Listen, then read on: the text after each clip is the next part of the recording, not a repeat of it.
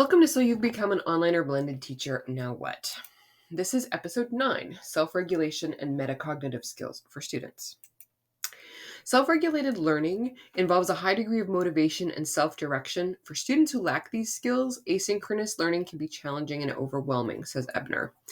They need to be able to manage their time and energy effectively for learning and learn how to think about their learning so they can make deeper, more meaningful connections.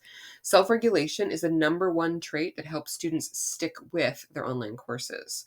But most teenagers need help scaffolding and developing these skills. Nowadays, individuals are expected to shape their own lives, make choices, and take responsibility for their actions. Thus, the current generation of K-12 students must be prepared for flexibility, resiliency, critical thinking skills, and lifelong learning, said Escobar. So how do we contribute to getting them ready for this? Well, first of all, we do some of the things that we already do. Connecting with and caring about students is fundamental to getting them to log in and participate. We can gently explore any speed bumps that are getting in their way. Have they got tech issues, a part-time job, responsibilities at home? Learning to manage one's time is a start towards self-regulation. Encourage students to create a typical week schedule, for example, that includes not only schoolwork and chores, but adequate sleep, social time, and downtime.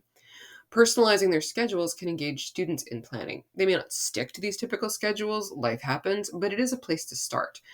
We might even consider providing students with a copy of our own typical week schedules. Maybe they appreciate my Saturday morning Weight Watchers meeting.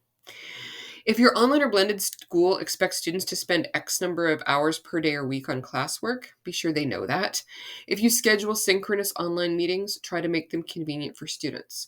They don't like to get up early. It seems obvious, but students sometimes need help, like a class Google Calendar or a digital planner to keep track of their appointments and due dates. And they often don't have control over when their parents schedule their dental appointments. One of the great advantages of online is flexibility in time. So maybe be willing to be flex a bit. Goal setting is also an important skill students need. It might be worth asking students at the beginning of a unit what mark they want to earn on the unit overall and what they'll do to earn it. Following up on the unit's assessment, we might ask, how much time did you spend preparing for this? And what advice would you give to a student preparing for this next semester? These questions combine goal setting and reflection, which are key parts of self-regulation and metacognition. Helping students recognize when to ask for help is important too. Rather than running to you with every single question, that diagram on page 7, is that on page 7? Some students get so frustrated that they're in tears after working for 2 hours on a sketch you expected them to do on the back of a napkin in 30 seconds. Sometimes it's helpful to give students a range of time you think is appropriate for a given activity. This should take about 15 minutes. If you finish it in less than 5, you may want to go back and look at it again. And if it takes you more than 30 minutes, please ask for help. Sometimes hearing those pleas for help can give you some valuable feedback about the assignments, but it also helps students develop self-advocacy skills.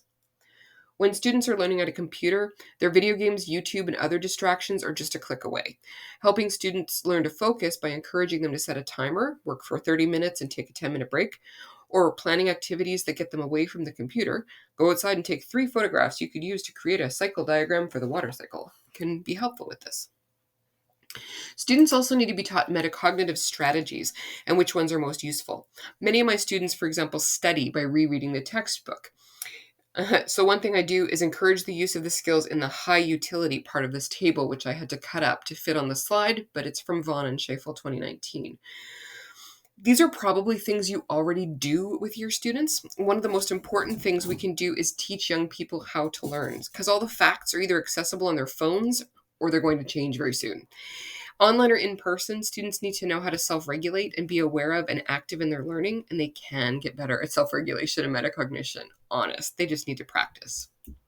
Thanks for listening. Please contact me if you have any questions, and as usual, there's a references page in the description. Thank you.